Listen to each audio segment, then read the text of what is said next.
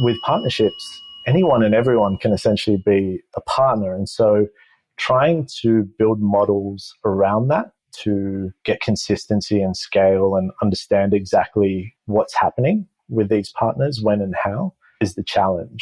The standout ones are the ones that feel very organic, that feel quite natural and make a lot of sense when you first hear about it. And we really focus on ensuring that the right value is provided to the right partners and, of course, rewarding them in the right way. Welcome to Add To Cart Upskill. We have partnered with one of our industry friends to teach you a new set of skills. At the end of the Upskill series, we want you to walk away feeling smarter and ready to take on a new area of e-commerce. Here's your host, Nathan Bush. Hello and welcome to episode 2 of our 3-part partnership series. Last week, we talked all about how to work out where partnerships fit in your marketing mix. Today, we are getting into the detail of managing partnerships with Michael Mironovic. He is the Partnerships and Affiliates Manager with the Big Red Group. They have some very cool brands that you will know, such as Red Balloon, Experience Oz, and Adrenaline. Very big in the travel space, but also everything driven by online. We will be talking today about onboarding processes, communication, metrics tracking, commission, and lots more. Everything to do with managing partnerships once they are in your marketing mix. But first, let's touch base with our regular co-host on this series. Zoe, welcome back. Thanks for joining us on episode 2. I'm glad you came back. Thanks for having me. I did come back. We are here today to take that next level of partnerships. So in episode 1, we covered how to know the opportunity for partnerships in the marketing mix and to work out where it does fit and how to set it up for success. Today, we're going to dive into how to manage your partnership program. So you've committed to it, but then what does that look like in terms of day to day, from everything about onboarding partners to setting up contracting, payment, tracking, everything else that goes along with it. And we're going to get the lowdown and the practical tips on that. What about you? What's been your favorite partnership that you've set up so far? We have done quite a few, and the standout ones are the ones that feel very organic, that feel quite natural and make a lot of sense when you first hear about it. Often we will start a relationship with like a key opinion leader, an influencer, by just gifting, no obligations. We just want them to test the product and then they'll use it. Then we enter kind of a more formal partnership, depending on how much they want to amplify it.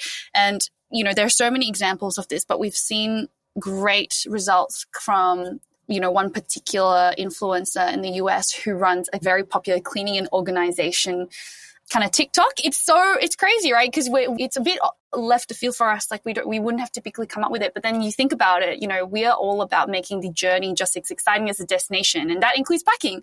So people who love organization and cleaning are really into keeping things in order and packing. Yep. So it just felt like such a good fit. So that's probably one of my favorite partnerships. And she did send a lot of sales our way. So clearly the audience loved it as well. Amazing. And when you come across those opportunities like that, how do you know whether it's right? Is it just on a feeling or do you go deep into the analytics? I would like to say that I go really deep into the analytics. We do enough until we're pretty sure. But generally speaking, you can kind of vibe it. I guess it's a little bit like placing a bet. If it goes wrong, you've covered yourself that you're not going to lose a lot of money. So you always start a little small, especially if you are working towards a tight budget. So today we're going to dive into how to manage a partnership program day to day. What does that look like at July? How do you structure that? Is it part of the marketing team or is it its own specialization or outsourced? The way that we started with affiliate marketing, especially in terms of partnerships, was when we decided it was already kind of part of the marketing stack, but we wanted to kind of monetize, offer the affiliate part of it when we entered the US market. And we were a bit smaller then, so it was a little harder to do. So what we did was we brought a consultant in who was working with Impact and kind of they helped us to scale this channel and worked really closely with us to figure out, especially the tech aspect of everything and to teach us the best practice. From then, as it grew, as the channel grew, and we expanded to more regions and we started to work with more partners, we had eventually brought it in-house. So 3 months ago, I hired a PR and partnerships manager in-house. So we've started to actually fully change the org structure to support this channel. And next month, we have also kind of added a new role, which is the social commerce and influencer manager. So yes, now eventually scaled and bring it in-house. What a journey. And no doubt we're going to hear more about those different stages from our expert guest today that you've already lived through. So let's get into how to manage your partnership program with Michael Mironovic from Big Red Group. Michael, thank you so much for joining us on Add To Cart. Glad to be here. Thanks for having me. You are our second guest. We've had Nagin on talking about how to develop a partnership strategy as part of your marketing mix. And today I'm really excited because we're going to dive into actually how do you make this happen, the practicalities of partnerships. But before we do, let's hear a little bit about you. Tell us about what your role at the Big Red Group is. Yeah, so I was brought in to the Big Red Group to help scale out their partnerships and enable teams with their business outcomes as well. And yeah, I've been there for just over 2.5 years now. And it's been an amazing ride. We had different brands on different platforms, but now we have all three of our core brands on the one platform, just really kicking some big goals that I'm excited to talk about. Tell us about those three brands. Yeah, so we have Red Balloon, which is primarily the gifting brand, but they do a wide variety of experiences, everything from fine wine and dining to different types of glamping and adventures as well. But the adventures really sit within the Adrenaline brand, which is focused on a younger demographic looking to just get out there on the weekend and find something to do that excites them. And finally, we have Experience Oz, who you might be familiar with, up in Queensland, who focus heavily on tourism and travel. So all three brands speak to different segments, whether that's gifting or adventures or tourism. And we're working on how we can help use those brands to drive more memorable experiences for people in Australia and New Zealand. Do you have a favourite child out of the three? Look, I think I have an adventurous spirit. So I do love what's happening at Adrenaline, but all three brands do speak to me, funnily enough, and on different occasions and at different times, which is great. Oh, it's a pretty fun category to be a part of. It absolutely is. One of the reasons why I joined was I wanted to make full use of the product. And I've been canyoning, and about 3 weeks from now, I'll go F1, Formula One racing driving. No way. Where are you doing that? At Eastern Creek, at the Motorsport Park, which will be exciting. So it's I've definitely used the platform to its fullest. Amazing. And tell me about partnerships. Have you always been in the partnership space? I have. Early on, I focused more broadly across all digital marketing channels. But as time progressed, I just found the most success within partnerships and have somewhat begun a specialization journey towards that 7 years ago. And it's been great because it's really allowed me to hone in on a channel and an opportunity that may be overlooked at times or deprioritized or just misunderstood. And then thought, how can I go about this to educate more people, to drive more value, to show people exactly how things work in the space? Do you feel it's a channel that's misunderstood? I think it has, because if you look at other channels, whether that's social or search or whatever it may be, there's only a handful of players in that space. With partnerships, anyone and everyone can essentially be a partner. And so trying to build models around that to get consistency and scale and understand exactly what's happening with these partners, when and how, is the challenge. But through great technology, it's a lot easier to understand that value prop and to build around it. And that's what's always had me excited about the space. Yeah, great.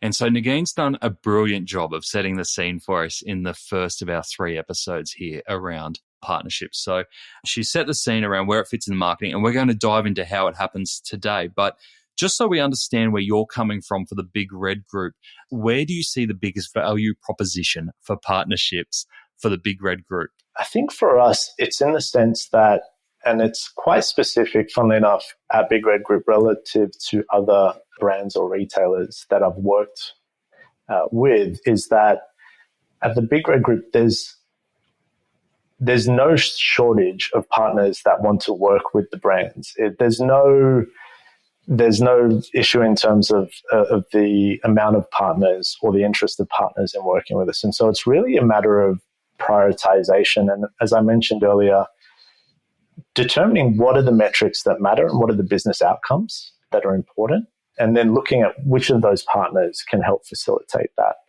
And so we work with tourism bodies, we work with travel agencies, we work with influencers, we work with loyalty and finance partners. We work with so many different partners on the business and have access to them and have interest from them.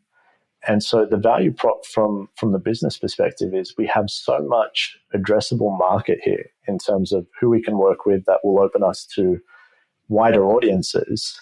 How do we hone in on that? How do we find the most value? And then how do we potentially scale that? If we see a partner or a vertical that's just really resonating with our customers, how can we do more with them? Yeah, amazing. And I can imagine with such a broad variety of partners out there, having really clear processes and ways of working is key to optimizing that. Absolutely. So we're going to dive into that today, and we're going to go through everything from how you find and onboard your partners, through how you do contracting and payment, and all the way through to what you just mentioned around tracking and metrics, which will be really interesting. But we might start right up the top. When you are reaching out to potential partners, and whether that be tourism bodies all the way through to influencers, what is the starting point? What do people need to have ready when first going out to go, hey, do you want to partner with us? I think the key first point that needs to be covered when you're at that level is to understand whether the relevancy is there and whether the appropriate commitment is there. Everyone, I mean, as I mentioned, there's so many different partnership opportunities available within the business, but whether the other side of the partner or even on our side of the partnership can commit the appropriate amount of resources, the appropriate amount of time, the appropriate amount of funding, whatever it may be, if that what and the why hasn't been covered in terms of what are we trying to achieve here, why is it, making sure both parties are privy to it and understand it and can execute on it, it's going to be a real challenge to make that a successful partnership and drive those outcomes that the business wants. So first and foremost, it's about getting that parity between the two parties and making sure that that's all in place. But then beyond that, it's then once that's established, looking at, well, how can we execute on that? What's the software that we need? What's the contracts that we'll need in place? How will we track things? How will we provide you with content? All of those different aspects that come into play. But first and foremost, it really is establishing the protocols, the rules in place that will drive that partnership. And is that largely getting to that why for the other party? Is that largely a manual process? You know, conversations on the phone, you know, trying to work through things? It is. But to be honest, as amazing as technology is in terms of automating activity, optimizing off activity, giving insights into things, there is that human touch that's most relevant right at the start of that partnership that you can't necessarily automate. That happens when you meet face-to-face with that person, when you talk through each other's businesses and get an understanding for each other's customers and ways of working. So it is the most key aspect and the aspect that needs to be covered with that human touch initially. Have you got any secret questions or ways of probing potential partners in a conversation to get to that why really quickly? Is there any like dead giveaways to know whether they're in it for the right reason? It really is just about being truthful and honest. I mean, sometimes in business, we want to pursue something just for the sake of pursuing it because it might sound right, or it might be someone else said that it made sense, or whatever it may be. And we don't necessarily get to the core of what's wanting to be achieved.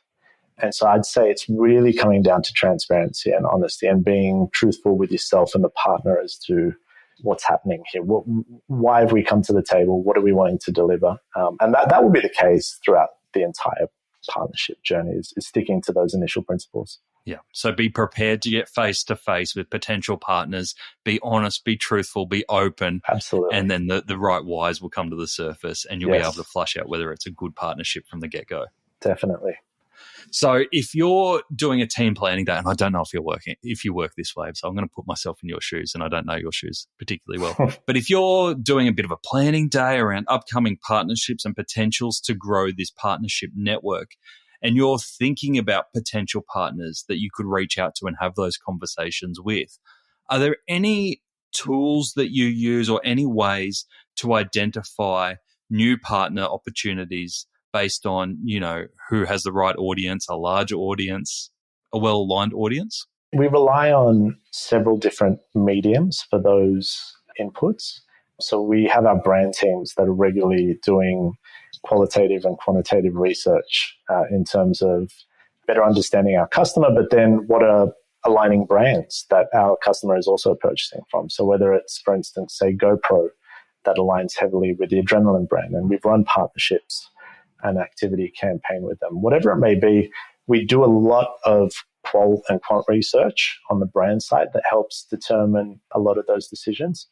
We also have great tools like the discovery tool in Impact, which is the software that we use that has probably more than a dozen levels of filtration where we can see audience size, audience segments, engagement metrics, and a whole variety of details relevant to potential audiences that we can target through that system. And then it also comes down to network. So we have a commercial partnerships manager and a corporate partnerships manager and a brand team that just has to work with X, Y, or Z. And so we use all of those different mediums to then, to your point, come together and workshop and think, who are the most relevant partners? When should we be working with them? How should we approach them? And how are we going to manage this going forward? Really interested on that qualitative and quantitative data that you share with your partners. So the GoPro is a fantastic example. Is that a case of, you think about it logically, you go, yep, great. People who are into adventure sports or adrenaline sports, GoPro seems a natural fit, but how do you actually quantitate the data? Is that surveys with customers? Yeah, how do you get that data to take to them?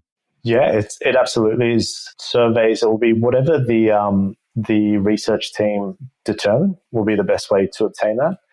And to your point, it really is interesting because we have amazing brand managers that are super passionate and believe that this is exactly what the customer wants and this is how we should position ourselves and this is where we should go.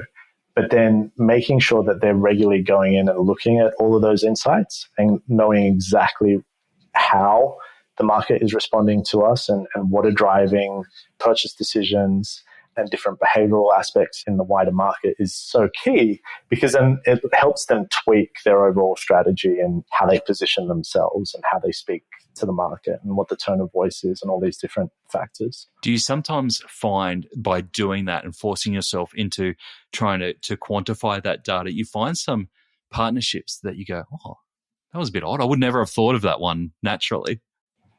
Yeah, it is. You have to take an open mind to any of these activities, really. And you'll always make assumptions based off best judgment and historically what you've seen in market, but nothing works as well in terms of correlating that back to real insights from key players in market that specialize in that type of data that really understands consumer spending and behavioral aspects of the market. Okay. So assume you've gone down this process and you've gone, great, here's our list of partners that we want to go after, have those conversations, open, honest, we're all on the same page. Go, all right, let's put something in place. What is the onboarding and kind of recruiting process for new partners? Do you have a process? Yeah, so we absolutely do. And going back to the brand team, because we've really opened the window in terms of who we see as valuable partners and content creators plays a substantial role in that. They've put together some amazing material that we share with those partners. To some extent, it's tailored. So whether it's a content partner or whether it's an enterprise partner, we will provide specific messaging and collateral to those partners. But we don't want to assume that everyone knows who we are. I mean, brands like Red Balloon and Adrenaline have been in market for close to 20 years. But the market changes and you have new consumers coming into the market. And so we always need to ensure that we have the most relevant materials out there for people to know who we are and how they can work with us. And the brand team have been great at doing that. And then in terms of the more executional side and tracking that activity, we onboard them to a platform called Impact, where we manage all of our partners. And again, that's a relatively easy process. It's really probably a 10-minute process in signing up to the platform. It's as a partner, it's free to sign up to that platform. And within that platform, there's so many different reference tools. There's guidance on how exactly everything works. So it's a really smooth process for our partners in terms of understanding who we are, getting live in the system, and getting up and running. So from your side, we've got the collateral, which is about us as Big Red Group. Here's who we are, what we do, how we talk, how we act. Does it go into all that kind of, this is how we want, brand tone, all that sort of stuff? Yes. And we have that loaded into the system as well. It really is important. And my background has always been more heavily on the analytical side, drilling into numbers. But I think the benefit of working at Big Red Group is my function actually sits within the consumer marketing team. So I work really closely with the performance marketing team in terms of search and other performance channels. But really day to day, I'm spending a lot of my time with the content and social teams so that we ensure however we're messaging and communicating to market is then reflected through our partners as well. I think it was a pretty genius move on Big Red Group's end to set that up, because I absolutely will sit with the performance team and we'll crunch on ROAS and all these different metrics. But at the same time, it also keeps me honest and make sure that we're doing a service to the brand that it deserves in promoting it the way it should, so that we generate higher lifetime value and awareness for that brand. Yeah, absolutely. You can't let partners just go off rogue if you spend all this time and money, building these beautiful brands. Yeah, absolutely. And because, I mean, on the converse side, they're probably working with not just the one partner or the one retailer or the one brand themselves.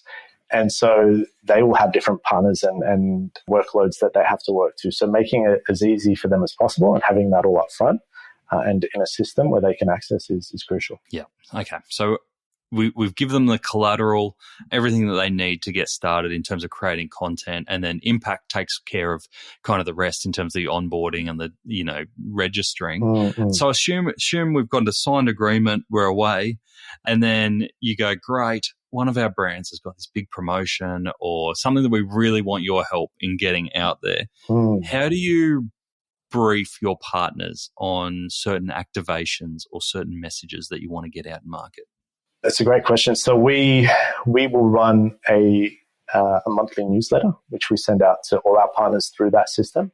In that system, we can set up groups. So we're going to start tailoring the messaging and the promotions and the offers to the relevant partners. So we don't want to be pushing the same promotion to a content creator that we do to a financial institution, for instance.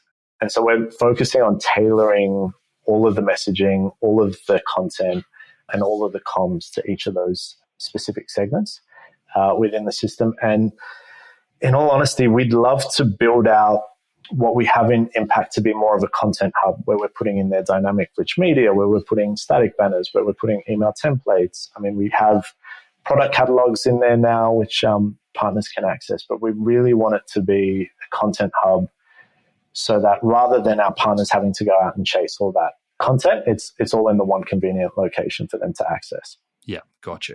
And in terms of getting partners excited about marketing messages or campaigns in market, is there much effort to do that? Do you really have to sell it to them? To be honest, we spend a lot of time focusing on brand. I mean, we have individual brand teams, quite sizable for each of the brands. And the campaigns that they work with, they not only do they get everyone internally excited about, but then they're thinking about how can we generate buzz within market. And I'll be honest, we are at somewhat of an advantage. It is quite easy to get people excited about experiences if it was another industry. I mean, you've got a brand called Adrenaline. Exactly. So, we are lucky in that sense, but I can see for a budding entrepreneur or even an enterprise that's quite sizable, but selling a product that's quite niche, it might be more of a challenge. And so the ability to be a bit more creative and think, how do we actually go to market? How do we get cut through is really important. Yeah. Well, you've given us some really great tips there in terms of the onboarding process that you do at the Big Red Group. Talked about, the collateral pack at the start with all the branding information, how we talk, what we're about. Talked about the impact platform, being able to register your details and have all the documentation in there, as well as brand assets and media. And then I love the idea of the monthly newsletters to partners as well. Is there anything else that you spend a lot of time, or your team spend a lot of time providing to partners to make sure they get the best message out in market? On a marketing ops side, we have great internal ways of working that we establish with our partners to ensure that we understand what their campaigns are that are most relevant, because it's not always necessarily just about us. Our partners will also have a great travel campaign that they're going out with, or they'll have a campaign specific to their members, or they'll have some kind of promotional campaign. So it really is about having alignment between us and them, and having, whether it's a fortnightly cadence or a quarterly business review or whatever it may be with those key partners, to kind of get them across everything that we're doing and for us to better understand what they're doing as well. That really is the key, is that having that ways of working where it is a smooth flow of information, and it is ideally as templated as possible, so we can kind of go, all right, what's this new upcoming campaign? We want to tie into an EDM or a carousel placement or whatever it may be. And we'd love to get that as programmatically set up as some of the other marketing channels out there. But as you know, every partner has a different system. And so we have to just look at each partner on a case-by-case basis, and then try and establish as smooth a rhythm as possible in interacting with them. That's a great tip, isn't it? It's not just about what you want to push out to them. It's what's going on in their world that you can help them with and fit into what they're doing. Yeah, no, it's important. And when you talk about meeting up, whether it's those regular meetings, how often do you find that your partners want to catch up with you and talk about what's going on in both worlds?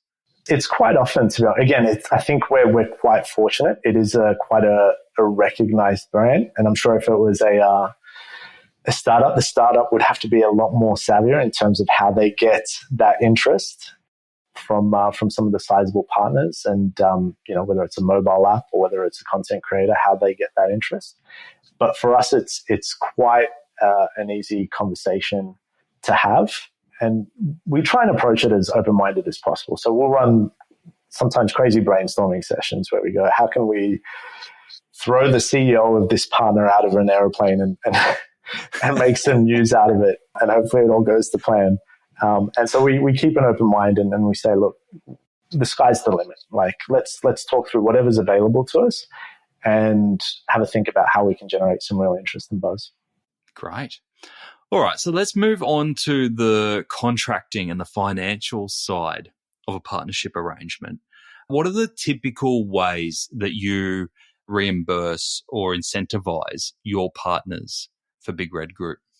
Yeah, so the benefit of using a platform like Impact is it's a very heavily rules-based system. So whatever rules or logic we're interested in, we can set that up in the system. And we've set up so many different sets of logic in terms of incentivizing on hitting certain spend amounts, or focusing on specific categories, or we capture right down to a product level within that system. So if there's specific products that we want to drive, we can do that as well. Probably an interesting point, which might get looked over at times, is we have rules set up to help optimize partnerships, but we also have rules set up to protect us. So through that system, if, for instance, we don't want to incentivize partners to where their members would, for instance, use a gift card to make a payment, we can set that up in the system. Like, we're happy to commission someone if the purchase was a gift card, but where a gift card was used as payment, we'll set up a rule against that. Or even, for instance, we could set up a rule that we're not going to incentivize when a non-partnership code was used. So for instance, if a customer lifecycle code was used, we can set up those rules as well. So we get quite intricate in the level of commissioning and incentivization that we do through that system. And I encourage anyone that's using one of these platforms to really have a think about, well, how can we set up interesting and different ways of driving those certain metrics with partners, rather than just offering like a flat fee or whatever it may be, and kind of not really gaining interest or losing interest from partners just because it's quite a stale offering that you have there. Yeah. And regardless of the rules or the fluctuations you put in there, are most of the reimbursements a percentage of the basket that goes through from those partners? Correct. So the majority of the actions that we're commissioning are on sales, on transactions, on conversions, and they are a percentage. But we do have a number of click-based campaigns that we're running through that system for more upper funnel partners. And the system is quite sophisticated. So in time, if we want to commission on the action of the download of an app or the download of a form or any of these other varying actions that are important to a business, we can and absolutely will set up those events. Gotcha. What are the most popular click-based rewards that you see? In terms of the partners? Yeah. So, I mean, we have a partner who essentially has a network of online publishers that promote through their emails. And so through those emails, we supply templated or briefed emails that can go out to that network of partners, but they've just found that their pricing model works best off a click model.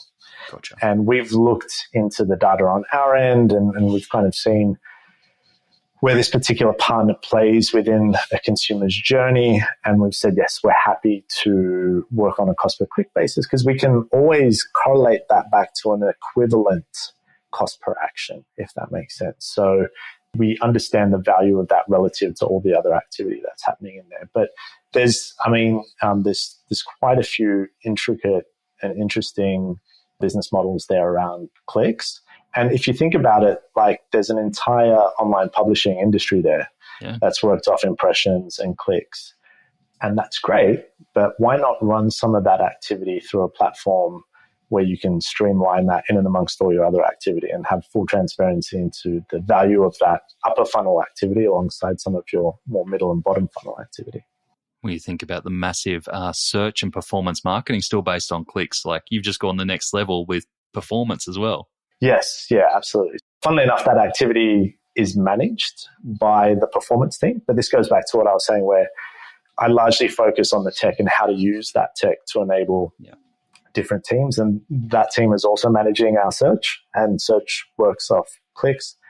And so we're just looking at how we can, some of these other partners that are also working off a click model or an impression model, we can track through the system because then we can kind of aggregate and streamline all that activity in the one place. Yeah.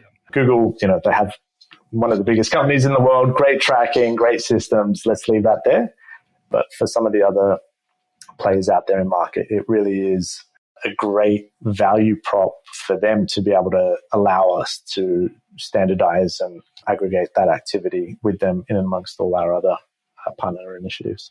Yeah. And I can imagine when you get into the commission side with all the rules that you can implement, you could go down a rabbit hole pretty quickly. Yes. Yeah. And we capture so much within the data layer. We look at everything. We focus on the metrics that matter, but those metrics can change over time. And so it's really important to track as much as possible so that you have that historical reference. And then when the time comes to focus on that particular metric, you have everything there that's needed and can kind of optimize right off the bat. So if we've got people listening who are just setting up their partnership offerings and they're looking at, the commission base, are you able to give an indication of what you see in the partnership world, not necessarily for Big Red Group, of where you see commission percentages range from? Yes, I mean, historically, it largely has worked off profit margins. So in an industry like, say, fashion, where the profit margins are substantial, they will be able to offer a higher commission. If you're talking about for instance, Apple products, which have a much lower profit margin, at least with the retailers that sell them, it's going to be a lot more challenging to offer commissions on some of those products and electrical products in general as well. So it can vary anywhere from 2% upwards to probably as high as about 30% in terms of what commission a retailer can largely offer based off their profit margins. But then the other thing to note is, to your point, there's all these amazing campaign activities that are running. You can go on promotion and, for instance, offer higher points, especially if those points are being passed on to members of a partner that you're working with, for instance, say in the insurance category or in the finance category, and it's being passed on to their members in the form of points or some kind of reward. We often do look at increases in commissions based on specific activity. Yeah, and I just wanted to get your thoughts on that too, because you've mentioned a couple of things in there which around rules, which will change the commission structure. You can imagine that there's more commission for new customers versus existing customers, full-priced items versus promotional items. If we've got people setting this up for the first time, are there any other triggers that you think they should have front of mind when setting those different rules up? Absolutely. Where you see the greater value, you should be rewarding more. Where you see the less value, you should be rewarding less. Great points there, whether it's new subscribers, new members. Always look at those individual metrics and determine where it sits for you within the business. The only other thing that I would add as well is have a think about what are some of the key drivers to that business. Sorry, if you're an alcohol business, let's say, and you've lost market share in wine and you really want to drive that wine category, and that's a top business priority, absolutely go after that. And that's the benefit of a system like this. If there's specific categories, if there's specific customer groups, to your point, if there's specific products or even suppliers. If, for instance, if you have a supplier that's saying, we'd love to reevaluate the relationship. How can we do more? How can we potentially even help fund more activity? Then if you're tracking that through the system, you can work with partners and say, look, if you're promoting this particular supplier, we'll give a higher incentive. So it really goes back to what we said right at the start of the session, which is what are those key business outcomes? And then setting up the rewards and the incentives based off of those that you really want to drive. Yeah, great tip. Great tip.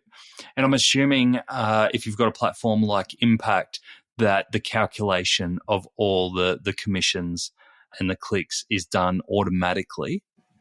What is the typical payment terms that you see? Are partners usually paid out monthly, or how does it work from that perspective? Yeah, so operationally, we on our end will approve transactions anywhere from 45 to 60 days after they occur.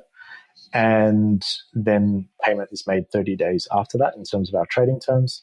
So partners will typically get paid within, say, 60 to 75 days. And that just is to factor in if there's any cancellations. And it would vary from retailer to retailer. So someone who offers 90-day return periods would likely have a longer period before they pay out their partners so that they can factor in those cancellations. But to be honest, ours is probably indicative of the wider market. If you looked at all of the different retailers, it's probably going to be a typical 60 days from the time of 60 to 75 days from time of transaction before the payment's made to the partner. Yeah, brilliant. I love that tip. I think really critical for a lot of our retailers to think about is that what happens post purchases. You don't want to reward straight away. As obviously we've got fulfillment to get through still, we've got returns, we've got everything else that comes after this. You only want to pay for customers that have the experience that they should. Correct. All right. So I feel that you're going to be really passionate about this next part of the journey, which is the tracking and the data piece. You've mentioned it a few times. And I love that you opened with, when you're talking to partners, around making sure that the partnership is open, transparent from the get-go. Can I assume then that goes into the data, that it's really important that you both see and share the same data? Yes. So with Impact, you're able to a certain extent, determine what gets shared. I are on the side of sharing as much as possible, because it's one thing for us to know that our partners, members are purchasing these products in these categories in these locations.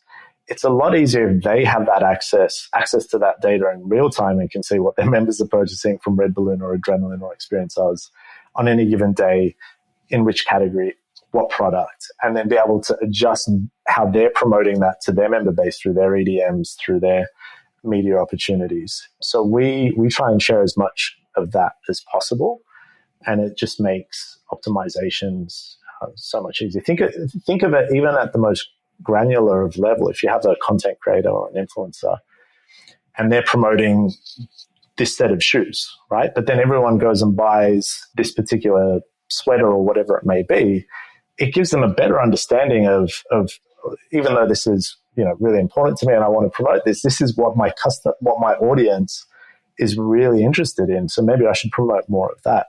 And so from that perspective, it makes our optimization easier if they have access to that data and can make the optimization on their end. Gotcha. And so they're viewing all of your data via the Impact platform? Correct. You're not generating new reports or anything else outside of that? No, and they can access that via API, so they can pull that straight into their data warehouse and drill into that really quickly. Impact is probably best in market when I look at the amount of platforms that they integrate with and the amount of features that they have in terms of how information is accessed. Great. And then on your side of Impact, what systems are you pulling information in from and feeding into Impact? Yeah, so we use a platform called Segment as our events tracking. I mean, they typically run as a customer data platform. Mm-hmm. We run our event tracking through them, and that runs through Impact. So it was great with Impact because they have they're integrated with so many different solutions out there. And I think historically how retailers would have set this type of activity up is they would use GTM or they would have JavaScript on all of their pages, which could slow their website down quite clunky. So being able to do everything through Segment has been phenomenal. And as we build more smarts into Segment, say personas, whatever it may be, we can then see which partners are driving what personas, optimize off that. So from a information flowing in, we use Segment. Okay. And then we also look at how we can get that information out into our data warehouse. We use Snowflake, and we use Tableau as our data visualization tool. So then ensuring a lot of that information is already there because it's the transaction data. But for instance, the spend data. Yeah. So on any given day, week, or month, our senior leadership team, anyone on the business, if we have that information flowing through to our data warehouse, knows exactly which partners are driving how much ROAS and volume and whatnot. So that's been really important as well. Gotcha. And then when you are logging into the Impact platform to check how the partnerships are going, what are some of the key metrics that you're looking at? There's a lot of the top line metrics in terms of conversions, in terms of revenue, in terms of clicks and whatnot. That's all great, especially if things are going up and up. But really, how you optimize is looking at some of those downstream metrics. So the average order value, right? Is everyone increasing the average spend that they're doing? Are they buying more within their basket, which we refer to as average order size? Some people refer to it as basket size. And so we look at some of those averages and some of those more downstream metrics to kind of determine how can we potentially shift spend cycles to drive those more top-line metrics. To your point, we look at new subscribers. We look at so many different variables within the system relative to what we're trying to achieve at the time. But look, you could go into Impact has probably 105 different pre-built reports. So they make it a lot easier for any given individual. But we have a good understanding of what we want to achieve and when. So we will often just set up those trackers in their system to confirm we're on target. Yeah. Oh, I love what you've set up there because I think a lot of people, when they're thinking about partnerships and especially commissions, you think, I just need a report which tells me all the partners, how many they've sold, what money I owe them. But you're saying, actually, that's fine. That's kind of the business of it. But you really need to go back through the customer cycle and understand each customer for each partner and the different journeys and the different motivations.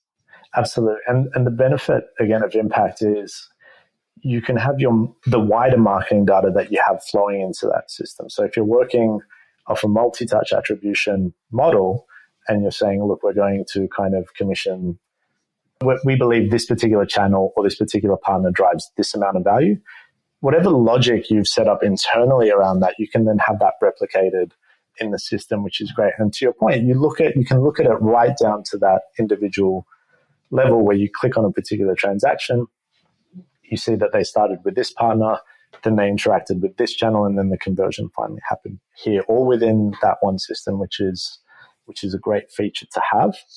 And we take that into consideration whenever we're doing our planning. We regularly work with the data team to determine what value each of our partners gives where within customer journeys at a single line item level, but then on aggregate as well. You mentioned the A word, the attribution word. Yeah. How does that play out in the world of partnerships? Is there, do you reward partners who may have had, a path into the final sale, even if the sale doesn't happen on their web or from their last click? Yeah. So, we, in the system as well, we can see whether the partner was the first click, whether they were the last click or had some click in between in terms of initiating, influencing, and converting. So we use some logic around that in terms of how we structure our commissioning. And as mentioned, we can essentially run a deduping process externally. If we found that search or social or a particular channel was really the key contributor in that particular sale, we can then filter that straight into the system to say, well, we're not going to attribute that sale to that particular partner. It does get a bit interesting when you're looking at loyalty partners who have a member base, because if someone has purchased from, say, let's say a Qantas Mall or something like that from us, we can't really go back to that customer and say, we're not going to reward you those points because we're giving them to Google because Google doesn't have enough money already. So we set up all these different rules and we look at all of the different consumer journeys and determine what's in the best interest of the customer, what's in the best interest of the business. And then we whatever logic we come to on our end, we can then reflect that within Impact. Brilliant. And then does this data all come together? And I've got a feeling I know where this is heading because you talked about all the different teams that are involved into the overall marketing output of performance and reaching goals together. How does it fit with the rest of the marketing plan? Yes. So, we're regularly doing post-campaign analysis, deep dives into performance data, and we'll regularly go back and look at all of those different variables that we've captured within the system and how they're impacting across other channels. So we found, for instance, late last year that partners through Impact was our second biggest referrer of new subscribers to the business, which is great. Again, it really is challenging to pinpoint this partner drove value Y, and so we're going to reward them with X or whatever it may be. We try and get to as granular a level where we can do that and automate that as possible. But we always have to go back and look at cross-marketing data across all the different teams, across all the media that we spend, across all the performance channels that we work through, and then see where the value is across each of those journeys. How often is that happening? Looking at it at an individual line item basis and then on aggregate as well. And again, you get some great insights there when you're working close with the data and insights team in terms of how you can optimize off some of that activity. Michael, you've given us some great insights, very practical insights from that stage of, finding and onboarding partners through to contracting and payment, all the way through to tracking it. If someone came to you with a magic wand and said, there's one part of this process that I can fix for you to make partnerships really easy, where would you love it fixed? I think that there are some great tools out there, such as Impact, that help you do amazing things. The biggest challenge is for the individual person that's managing this channel to get the sufficient buy-in internally. At Big Red Group, I'm quite fortunate because the leadership team sees value in partnerships. There's corporate partner managers and commercial partner managers. And so my job, even though I have had to do a lot of education in terms of how can we use this tool, how will it benefit your team, all these different things, I'd say that's the greatest challenge for any given individual is getting the buy-in from the right people internally. But it is the most important, because if you want to be successful in achieving those outcomes through a program of work like partnerships, if you don't have that vested interest, if you don't have that social capital from the highest level, you would be spending most of your time just trying to explain yourself rather than actually going in there and doing the work. So I would highly recommend to anyone that is looking to pursue this channel seriously is to make sure that everyone within the company knows that it's a journey, knows that this is what they have access to, what they can do, and work to educate them on how they can utilize it to its fullest capability. Has there been any narrative or argument that you've used throughout your career to help people who might not believe in partnerships go, oh, yeah, I can think about this a little bit differently? Look, at the end of the day, numbers don't lie. I mean, how you interpret them can vary, but the way you get the buy-in is by going in there and drilling into the data and kind of going regularly, and kind of, whether it's at the start or whether it's towards the middle of your journey within a company or towards the end, is regularly going into the data and going kind of, if there was an existing partnerships program, how did it work? If we have existing partners, but we're tracking it through GA, how is that going? How is this all working? And then looking at the data and then setting up those different targets and kind of going, can we achieve Y from X? Can we increase our ROAS? Can we increase our new subscribers? Is that even relevant to us? So in terms of how to get that vested interest, you really have to break down into the data and kind of go, look, you can achieve this if we do this. And it's visible through, what we've seen historically in GA and now what we can optimize through something like Impact. But I would love to say, you can give some kind of spiel or some kind of savvy sales message. Really, at the end of the day, they just want to make sure that it's all accurate and that it will deliver on what it set out to deliver. Michael, that was brilliant. Thank you so much. So many practical tips in there. And I think anyone who's listening to this who, heard before from Nagin around, cool, this does fit into our strategy. Now we'll feel like a certain sense of calm and almost motivation of, I just want to get in there and use it now and get started. So thank you so much for that. No, thank you for having me. It's been fun. I really enjoyed getting into the nitty-gritty of what it takes to manage partnerships. It just brings it to life and shows how we actually do it in a real-world scenario. Michael talked a little bit about how Impact.com's tech supports the management side of partnerships. So to expand on that, I'm going to have a quick chat with our regular partner rep, Peter Bray, Impact.com's APAC Sales Director. Pete, the people spoke, you responded, you're back for episode 2. Great to see you. Oh, it was a heavy lift, but I'm here, mate, and happy to be here. Fantastic. I love that chat with Michael around diving into the detail around how to manage a partnership program. As someone who's never actually been in the weeds on a partnership program, it was great to get that from Michael and the role that Impact.com plays in that. One of the things that Michael referenced was Impact.com's discovery tool. Can you share more detail around how that works and what retailers can expect from using it? Oh, of course. And look, Mike, what an experienced cat in this space. And he's great to listen to, and he does love a bit of partner discovery. but ultimately, this is the Impact.com opt-in global marketplace. Now, brands can search for and filter through a range of different partner types, and then easily shortlist them, contact them, and then onboard them into their program. It's a very, very clean and easy way to find new partners to work with. And why this is interesting, for most brands who work through an affiliate network, for example, it's very much Pareto's principle. 80% of revenue, if not more, comes from 20%, if not less, of total partners. And those are your more traditional affiliates. So your coupon, cashback, loyalty, etc.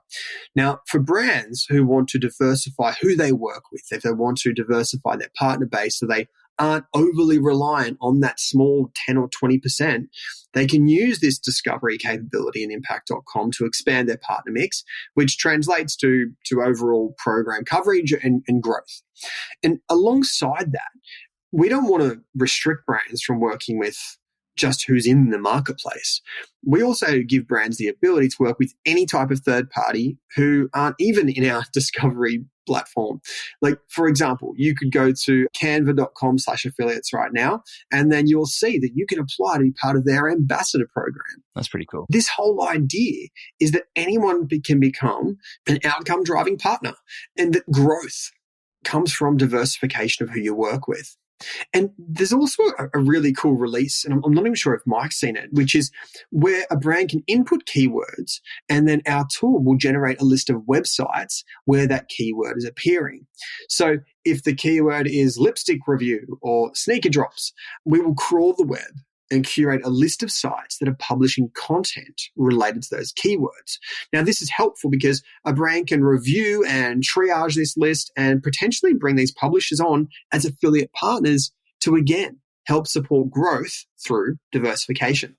I love that. I love the options there. When you mentioned the Canva example, I hadn't heard of that either, but you can see where it's going, and the borderless version of it is just amazing compared to some of the other walled gardens that you come across in marketing channels. One of the things that Michael talked about was tailoring rewards for different partners in the technology platform.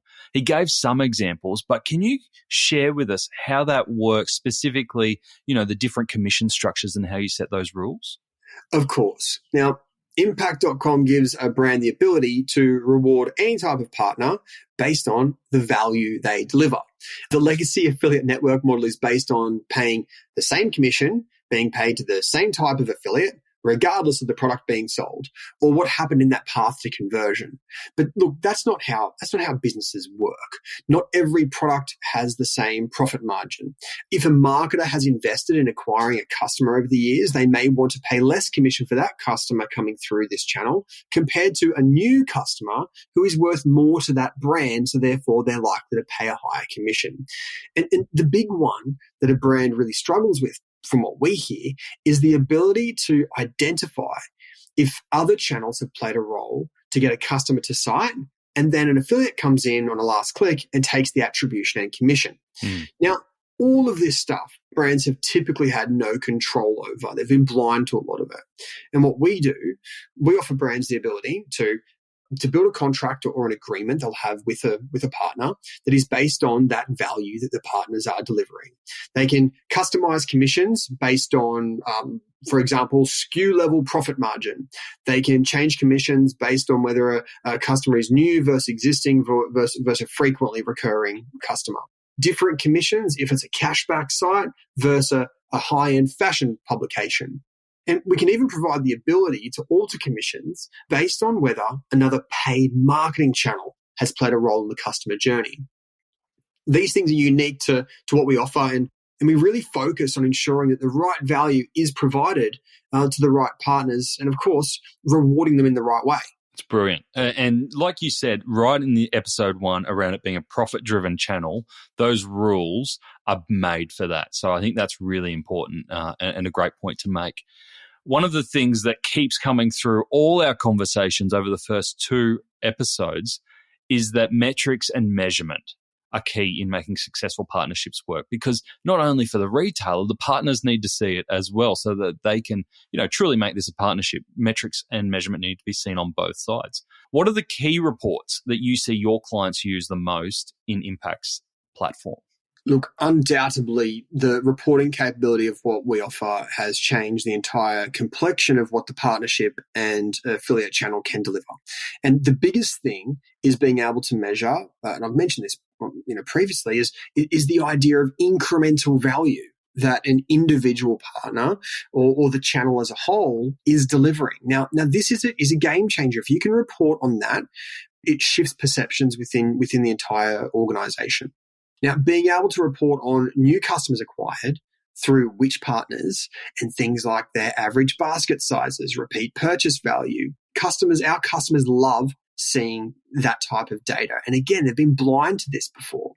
And I've also got to say that probably one of the biggest things that we also see more and more of when it comes to access to data, to be able to report on the real value of this channel is not just having it in our platform, but being able to take it, export that into their own internal BI or data viz tool, or then customize and curate their own reports in platform via our data lab. So we're just the custodians of the data. in the sense that they give you the ability to do what you want with it.